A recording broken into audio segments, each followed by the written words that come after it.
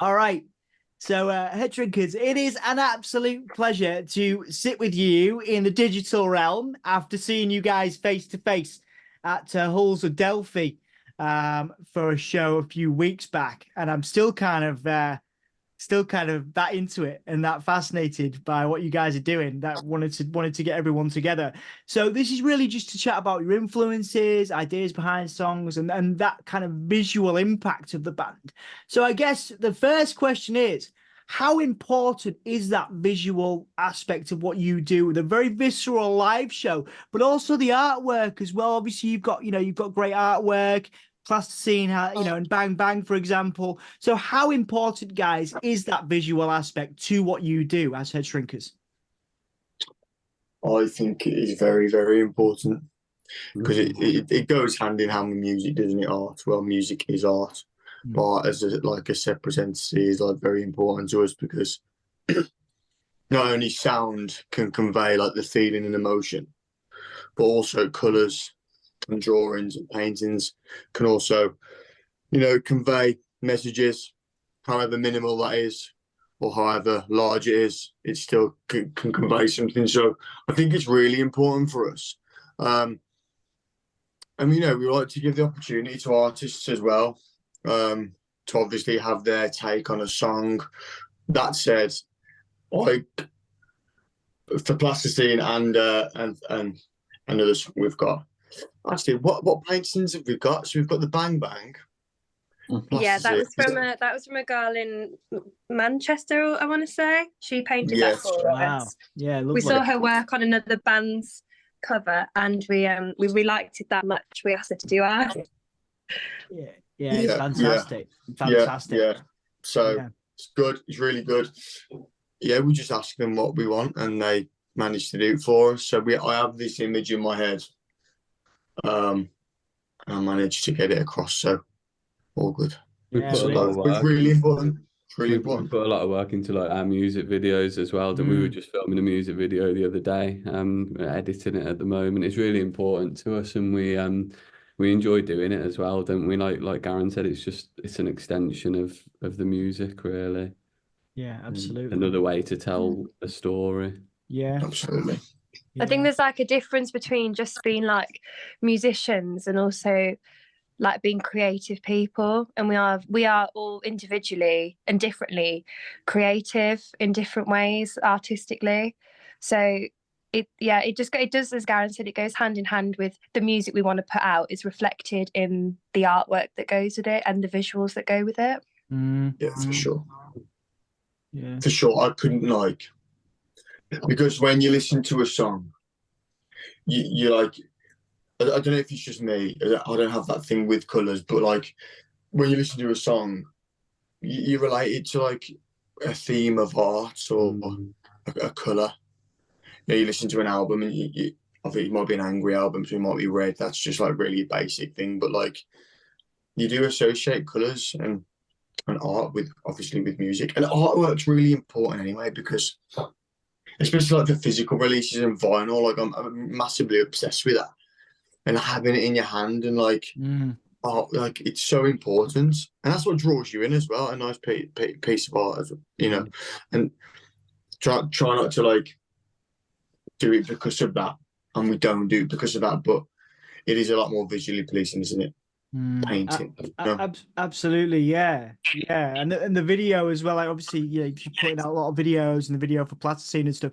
Would you say that there's a story and a theme behind, not necessarily a concept behind what you want to do? Are you it feels like Headshrinkers could not only be a band, but again like an art project, high art or whatever, where you could do multiple things. Is that something that interests you? Do you want to convey particular themes and ideas to your audience, or is it very much open to interpretation?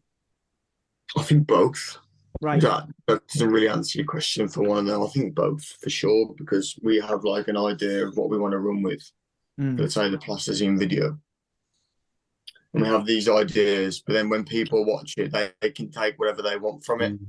And whether that's a choice of leaving it open or multi-layering something, So when people watch it the second, third time, they'll take something away differently from when they first watched it, and you kind of have to dissect it. There's a video we did how they built Rome, and what Plasticene's a video more of like a, maybe is it more visually pleasing, probably, but like instant glance, you're going to get Plasticine more so than how they built Rome. Like you kind of have to dissect the how they built Rome video, and make people want to think about it a bit more. We've never liked to, I guess, put it out there or make it really obvious. Have we watched something's about, or just come out and say this is about this? We'd rather it be open to interpretation. Because that's important at the end of the day. At the end of the day, even our own songs, the four of us might take something different from it. Absolutely. Although Garran writes the lyrics, but we all take our own things from it, and that's art, isn't it? I guess, whether it's a video or music or whatever. Absolutely. Yeah, absolutely. I think that's really, in terms of the influences that you take from, obviously you say you gig heavily, obviously Wolverhampton, Birmingham, obviously nationally as well. But in terms of Black Country and the surroundings and your surroundings as individuals, I guess this is a very individual question for each of you. What, if any, influence do you take from your local scene? If you speak to bands from from Hull, for example, Beautiful South took a lot of inspiration from the area itself. Are there any places around you guys as a band that do influence you musically or otherwise? Does anyone else want to answer that? Because I've got my answer in my head, but I don't want to keep talking. I think it's going to be pretty similar for all of us. I mean, me and Garran live like a 5-minute walk away from each other, so we're very much within the same surroundings. I think we're very influenced by where we come from. We're passionate to be from the Black Country and proud to be from Black Country, and we like to, get that into the whole. How would you say, the whole thing of the band? I think it's the whole meaning behind the band. Yeah, I think that's very important to us. Absolutely. We try and film all our videos locally. We playing locally. We always play. We're me and Garran anyway, from a town called Stourbridge. We like to play. We do a gig every year in December at Katie Fitzgerald's in Stourbridge. So yeah, it's really important to us where we're from. We like to, try and do our bit to represent.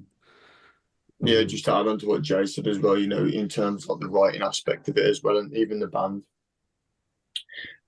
It's a lot of our songs like peppered with characters who are from the Black Country, because everyone says this about their own town.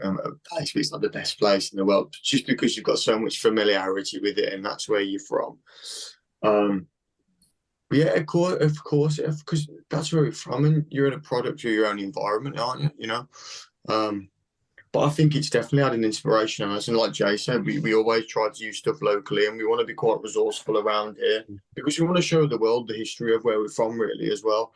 Because I don't think it always gets the credit it deserves, and our accent as well is a questionable one, even though we love it.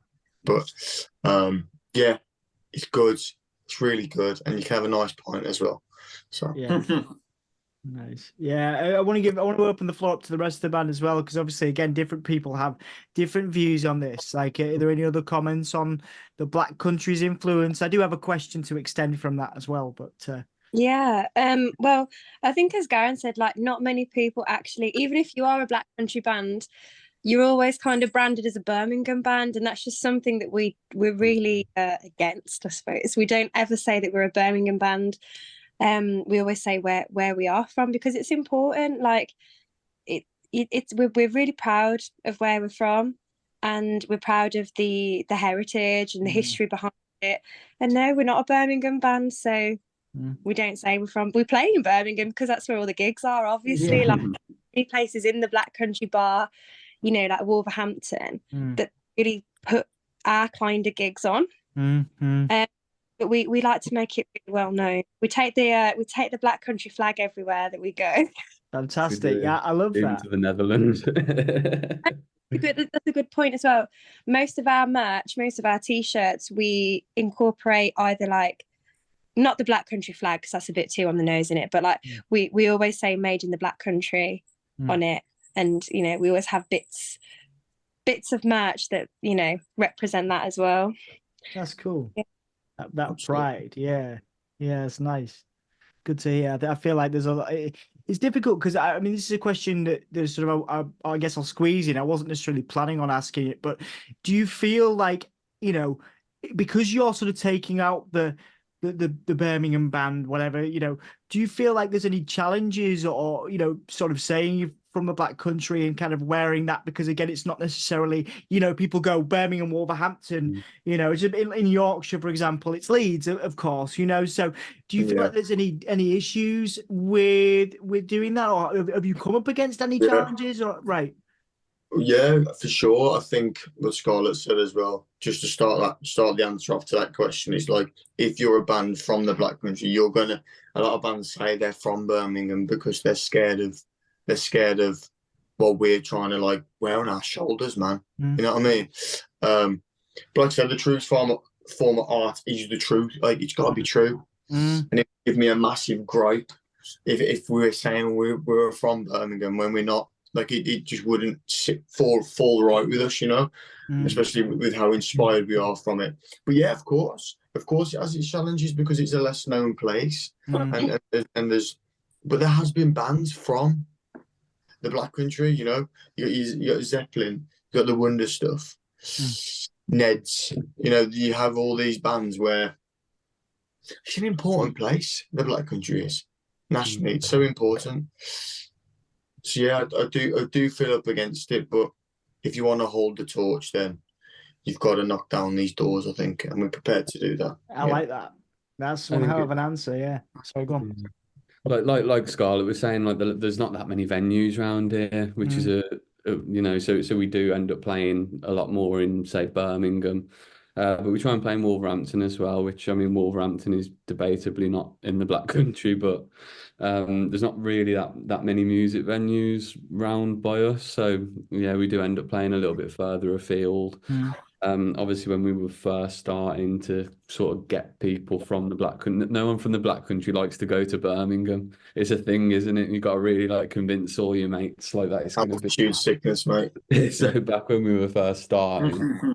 And it's like a thing of trying to get all your mates down to, you know, your first couple of gigs. It was quite difficult to do that to Birmingham, but I think now, you know, we've got a bit of a following, haven't we? And we managed to sell. And mates can't get tickets now, which is That's good. Yeah, you've kind of aeroplane mode your phone on a gig day and all that. Asking for the guest list, and we're like, no. Well, that's the Black Country people for you, cheeky buggers, you know.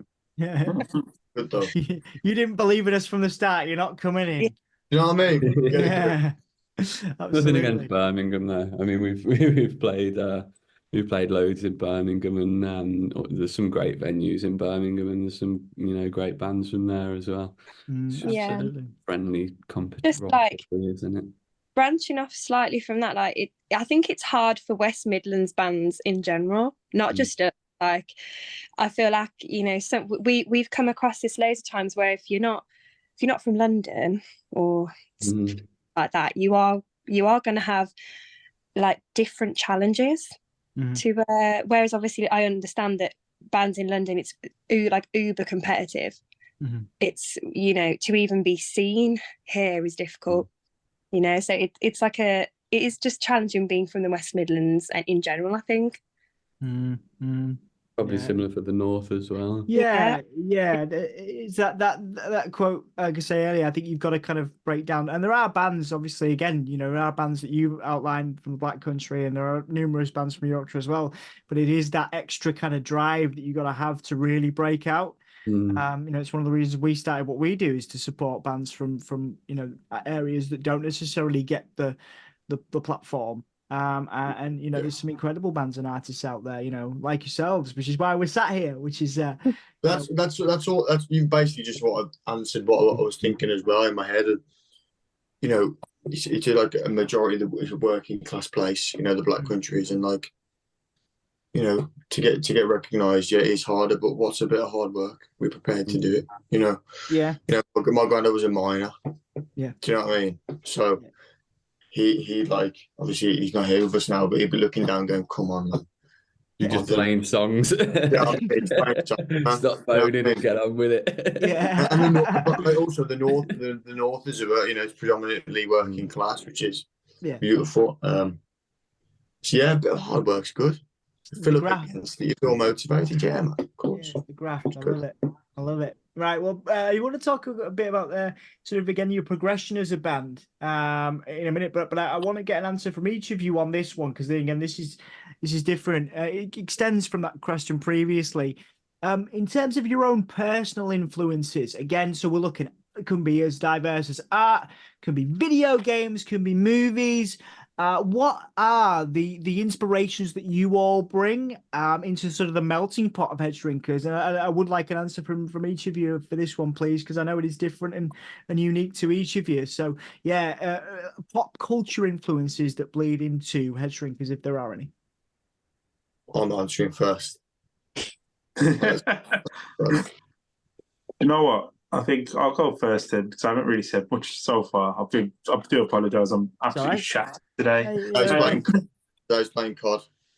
No, I'm just absolutely cream crackered, man. It's been a long weekend. Let's put it that way. No, fair enough. I think for me, one of the things that really like influences me is stuff that's quite high energy, high tempo.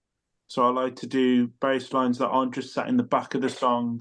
I like to be there kind of in the foreground a little bit, something that you can notice, a little bit off kilter. I think for me, if it's got a good energy, it's got a good beat, and it's something that you can listen to. I think I like to listen to a lot of music in the background. I know the others that disagree. Well, I know the others love like actively listening to music, but then at the same time, I'm mostly just got it on while I'm working or something. So I'd say that's it for me. Nice. Go on. Who's next? Scarlett, you go next. I'm trying to think. I suppose like just musically, really, because to be fair, like Garran and James do most of the art and the visuals and stuff, so I won't answer anything like that. I suppose with me, like I've always been into indie and like punk and post-punk and stuff, but before I joined the band, I really I realised my knowledge of that genre was actually really limited. I'd spent my whole like university life listening to jazz and songs and stuff like that, because that's what I was studying. But like when I joined the band, it kind of rekindled my high school love for the music that we were making, and I just really got into it again. And they introduced me to bands like Fontaines and Sports Team, bands that I'd never even heard of before. It was all like, like Catfish and the Bottlemen and the Vaccines and that for me growing up. So when I started to listen to this new kind of music that I'd never really heard of, it kind of just inspired loads of different beats and rhythms. And I'm quite keen when I'm drumming, I'm quite keen for it to sound like really hard hitting. I suppose I like to kind of give it some welly. I suppose some like it's I like that. I don't like to hit it like a girl. If you want me to cringy about it, but like you know what I'm trying to say. Yeah. We had in our Spotify bio, I think, God, for ages we had something like Scarlett's pummelling drums, which we laugh about now because it's really cringe and we hated it. But like it's kind of true. That's how we like it sound. But yeah, that's probably it from me, from my perspective. Cool. I'm into all sorts. I don't know where to start, really. A bit of everything. At the moment, I'm listening to like a lot of folk. Joni Mitchell, Bob Dylan, Leonard Cohen. So yeah, all sorts really in terms of like, modern bands. Fontaines, as Scarlett mentioned, I love Black Country New Road. Been listening to The Last Dinner Party, their new record quite a bit. We saw them live. They were great.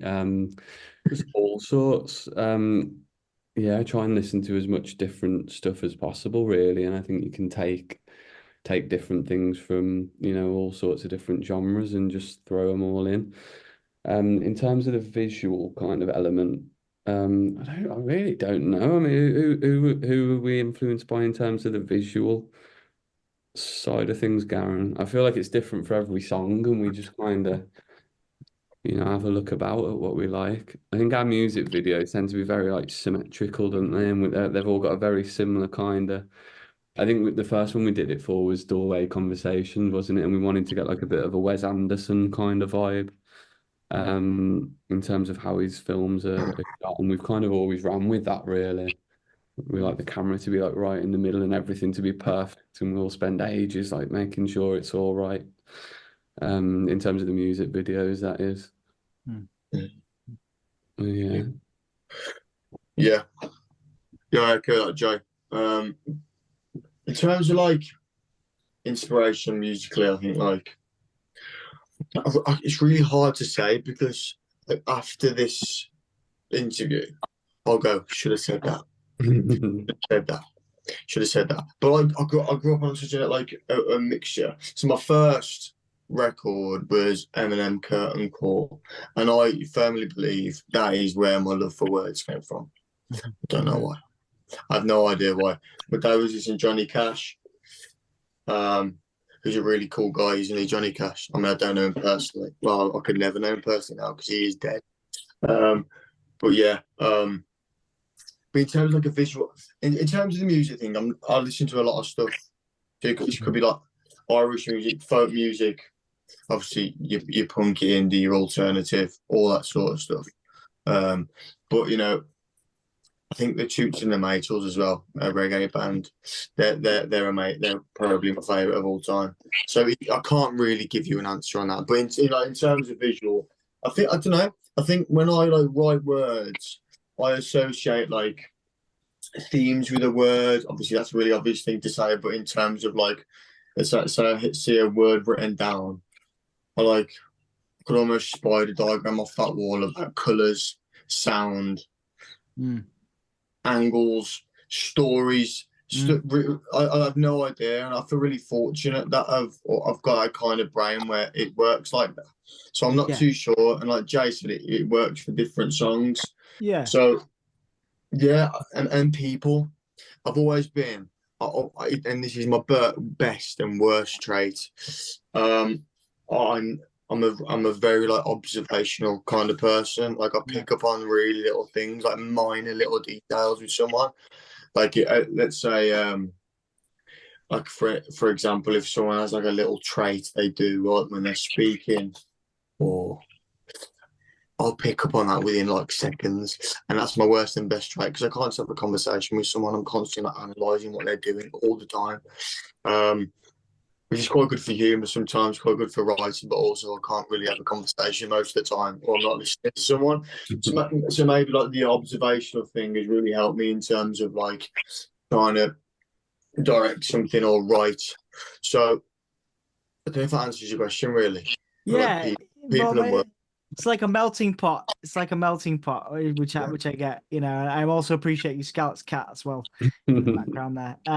Yeah, like a hello. Oh wow, there you go. You see, but I knew this was a great idea. I get good conversation and cats.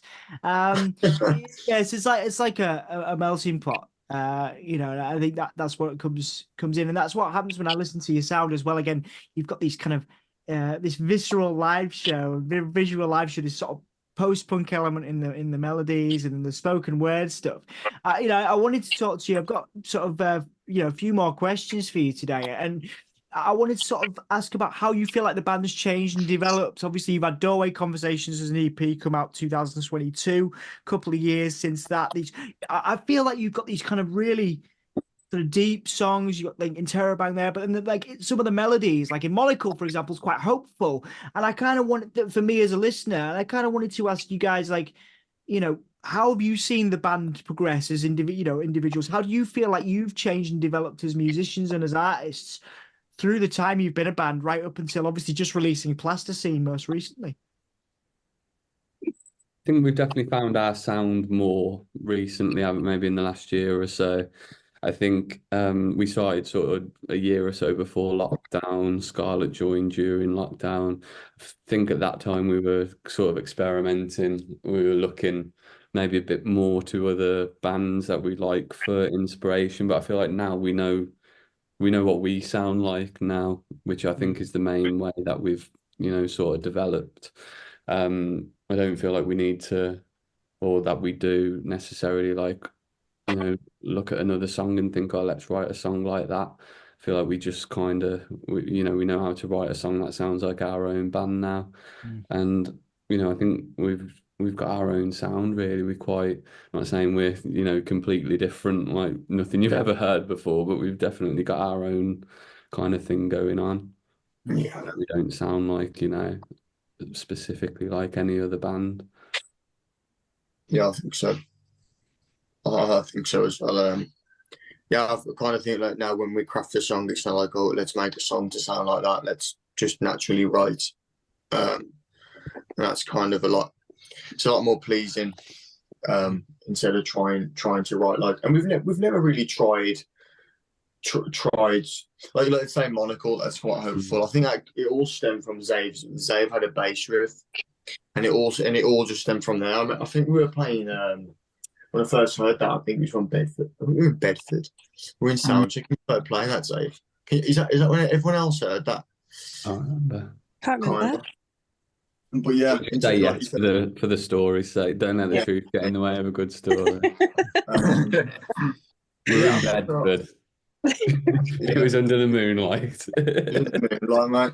But no, I feel like in terms of like the words and like the songs and that, I've always written like always write what you know. Because I always think it's kind of or at least an observation of something. Just don't tell lies. You know what I mean? I think that's all it is. Just be true to yourself. To write a good tune. Depends what's on your mind at the time, doesn't it? I suppose, Garran, like what you want to write about. Yeah. That's it, mate. Yeah, we've been told that we're not that we've been told, but we think we're a bit of like a Marmite band. You either really, really like us, or you just think no. But I think it just comes with all. Like the biggest compliment for us is when people say that we're really unique sounding. And like James has said, like it's not like we're something you've never heard this before kind of thing. I just think to sound like yourselves is just the best thing that you can do. The only thing you can do, like, why would you want to sound like another band kind of thing? You want to put your own stamp on it. And for us, that's the most important thing that we do. We'll never write a song specifically, like we'll never write a song for radio. We'll never write a song because it sounds like someone else. We'll just write it because we like it and it sounds like us. Yeah, there's a lot of pride, listening to you guys talk about the sound. And I'm going to squeeze this in. I do have sort of 2-3 left, but I kind of want to sort of ask you guys, is there an element of, catharsis for you all in this band? Because again, if I watch you guys play live, you putting it all out there, it might look different between people, but you guys, you really give it some welly, to use that term, whether it's the pounding drums or whether it's, that kind of raw spoken word energy and obviously the musicianship as well. Would I be wrong if I said that it was catharsis for you guys? Do you use the band in that way, or is it just you want to create some good tunes for people? I think for me anyway, I think that's spot on, really. I think we all work full time, so hopefully at some point this is what we can do full time. But at the moment we all work full time, and it's your outlet, isn't it? When you've been working all day, it's what you then look forward to. And yeah, we put a lot into it. Obviously, Garran especially, his words. So Garran might be able to give you a better answer, but yeah, I think it probably is for all of us. Absolutely, I think so. Yeah, I think it's just an extension of from when I'm on stage, and I don't feel like I'm doing. I'm doing my thing, but like it's just an extension. It's just an extension of myself. It's just me in that environment. If you put me on a football pitch, I'm going to run. Yeah. Put me in a pub, I'm going to, raise my right arm and drink. it's just what happens when I'm in that environment, you know. Yeah. And it's just got something to say, you know. I'm not just talking about, you know, saying words like tonight and sunny morning and All stuff. right. And you know, I've got something to say. I've got something off my chest, you know. Yeah. Yeah. So yeah, it's kind of my diary. Right. Right. It's kind of my diary, and every gig's different. And I put that every gig's different, and every pen's different when you're writing a diary. So yeah. Okay. Yeah, because obviously, Garran, you were talking about being honest and not lying in the songs, and you know, being raw. And I wonder that sort of brings me to a question I do like to ask quite often, because different bands have different viewpoints on this word. What would you like the legacy of Headshrinkers to be? What story do you want to tell before this band is said and done? And what do you want to leave behind as a legacy in terms of the band? I'd like to be remembered as, like, in terms of the legacy of Headshrinkers. So, you know, 4 kids from the working class kids from the Black Country, we held the torch, took it to places where we didn't think we'd take it to, inspired people to carry on writing music and writing words. I think so, yeah. And for me personally, obviously, as a collective, that's my answer. But in terms of, for me, it's just, I can look back and go, they were all my thoughts, and I managed to share and speak to the people about them. So yeah. Does that answer your question? It does, yeah. It depends, I guess. If everyone's a unified front on that, then that's cool with me, you know. Obviously, different people have different definitions of that word. So, but yeah, that makes sense to me, Garran. Yeah, it's kind of a hard one, because, like, we like, this sounds weird, but we like living.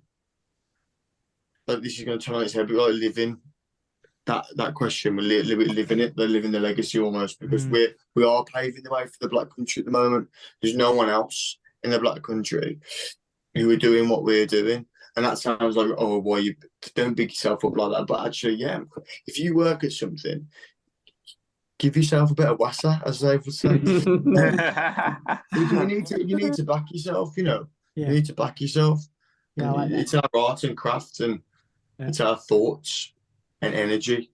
Yeah, absolutely. Everyone else cool with that one? I want to give I want to open it up. Or is everyone else? No, nothing. Yeah, I think we want to be known as the hardest working band to come from the Black Country, and I think, like, what we're doing already, we work, like, damn hard in this band to do what we do. Yeah. I mean, God, for God's sake, like, James drove us 13 hours and back to France last summer for a gig in France. For half an hour, like, for half an hour. Yeah, that's the graft, Matt. That's the graft. Yeah, it's all part of it, isn't it? Yeah, you just love driving. Like, we will do anything. We'll do anything to make this band work. That's my legacy. The best driver. yeah. Best driver in the Black Country. Yeah. Wow. Yeah, that's amazing. Again, what an opportunity. I mean, if I was to squeeze that one in, and we'll wind up, I promise, but these things keep coming. I do apologize. I keep coming up with questions. Right. Oh, obviously, you mentioned they gigging in France there for, driving 13 hours and a half an hour set. Would you say that was so far the defining moment for the band, a band that you're all proud of? Do you have a unified moment or one individually where you're like, because, I mean, like I say, when I watch you guys, that easily one of my favorite performances of the last year, and I'm talking about 2023 as well, as so I will remember that for a long time, and which is obviously why we're here. So for me, it was important as a viewer and a listener. So for you guys as a band, do you have a defining moment or a few you'd like to share? Well, do you know what?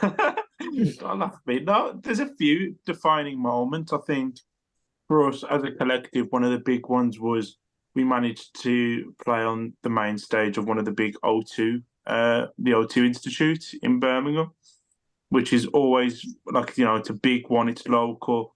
And then in Wolverhampton, we played the Wolf Run, which are two very, very big venues that was there supporting the Twang. And for us, that just felt like what we was doing was right, and it had some form of like payoff at the end, because now you're in front of all these people, and it's insane, just like the European gigs in a way. So the first time we went to Europe to play in the Netherlands, for us it was like a different world. Especially, like, I'm not sure about the others, but for me, I hadn't even been abroad in about 10 years. So just that alone, and then before you know it, you're then getting paid to do it. It's crazy. And yeah, I think those were a few of the defining ones, gig-wise anyway. That's really cool. It's great to hear about your journey, guys, and well deserved. Any others on there? I was going to say that the first time we played in the Netherlands, I thought it was like mad that these songs that we'd wrote together in the basement where we rehearse, and we're like playing them in another country. I think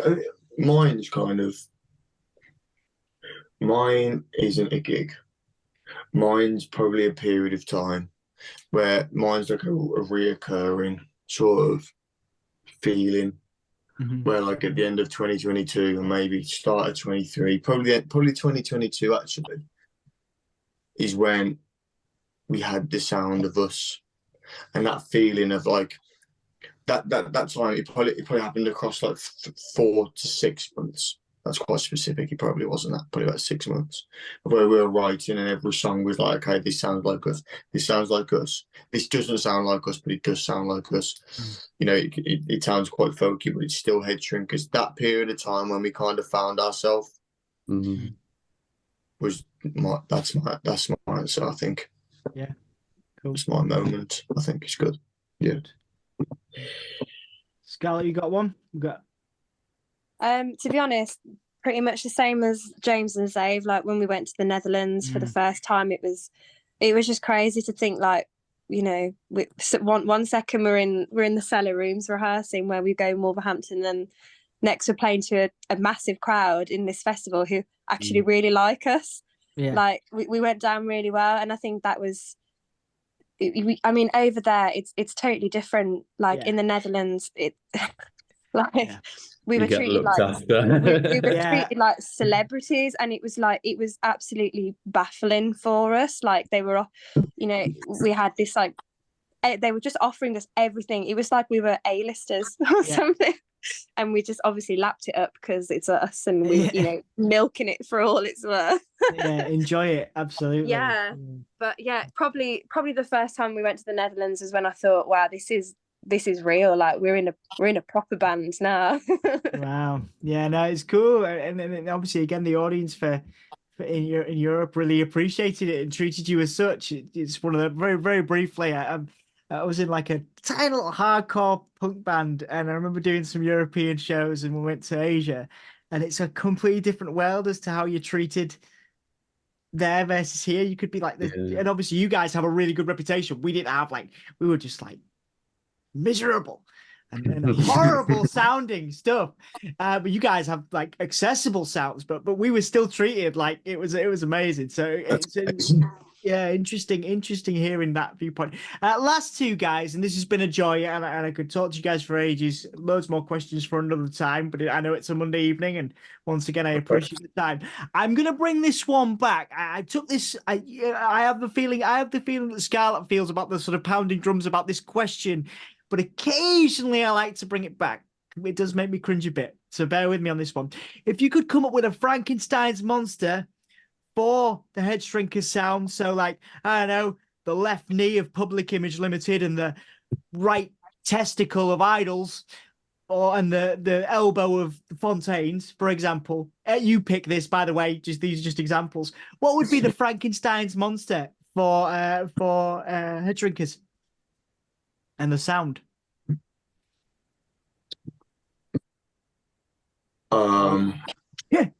Catches everyone off guard, that one. I'd have the it's got to have Garran's head.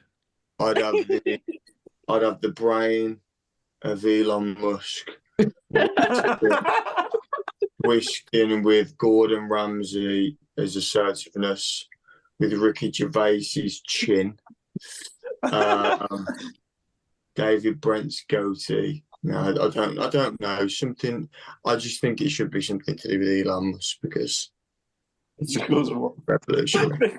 Revolutionary. Okay, cool. Revolutionary. I like it. Just Anyone pack the else? band up and start building ships to go to Mars. I don't know. Is this meant to be a musical answer? Yes. Okay. Sorry, I should have made that more clear, shouldn't I? I thought that's why I gave the examples. But then, I yeah, did musical. Okay. Do we all just pick a band then that we think? Pick a band and a body part. Okay, chest hair of idols. Chest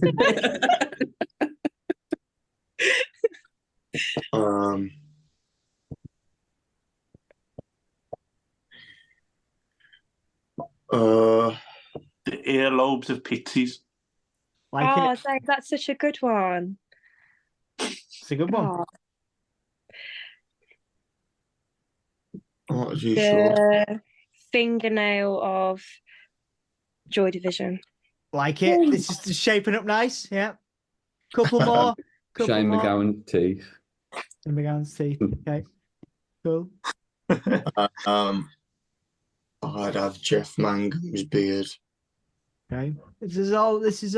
I like it. This is all very weird and wonderful. I dig it. This has been the weirdest. The weirdest answer. I quite like the Elon Musk. I quite like the Elon Musk version of the answer as well. The non-musical answer. Thanks to come up with that with myself. That was the good one. I appreciate your good spirits with that one. Because I remember watching, and I was like, again, there were so many different elements of the sound. You know, again, sonically, just so, and that's why I wanted to bring that one back, just because, again, you know, it's just very varied, and you've created something that is a melting pot, and it comes together very, very well. So, you know, congratulations on that. You could hopefully see it in my eyes. I'm being genuine. Obviously, I get to speak to a lot of bands, but it really was fantastic watching you guys, and I can't wait to see, you know, what happens to you guys in the future. Last question is where we check if I've done my job properly, really. Is there anything you guys would like to plug or add or promote before we finish up today? We've got a new song coming out on the 29th of March, isn't it, James? Yes. Yeah, so that'll be out. Are we allowed to say what it is? No. No, well, you can't know that, sorry. It's all right. But then you can know that we've got in the late spring / early summer, we've got our second EP, Judgment Day, coming out. Wow, it's a strong name. Cool. I'll just add this one at the end because I think it's important. Do you have a message for, again, listeners, you know, people that have supported the band? Obviously, you mentioned how important the Black Country is. Your friends, the ones that actually show up and, you know, support you guys and have supported you guys from the beginning. But any family members, anybody that's been behind you from the beginning, what is your message to those people that have supported Headshrinkers and will continue to do so? My message would be thank you for buying a ticket, because it's like an hour and a half's work and get a ticket now. And for people to like buy a ticket and come and see us and enjoy us, or whether it be a ticket for a gig or a CD or a t-shirt or whatever, it's just thank you, man. Thanks for like reciprocating our art and enjoying us, because we work hard at it, you know, and I don't know, just cheers, I suppose. Nothing too much, just nice one. Have a good point.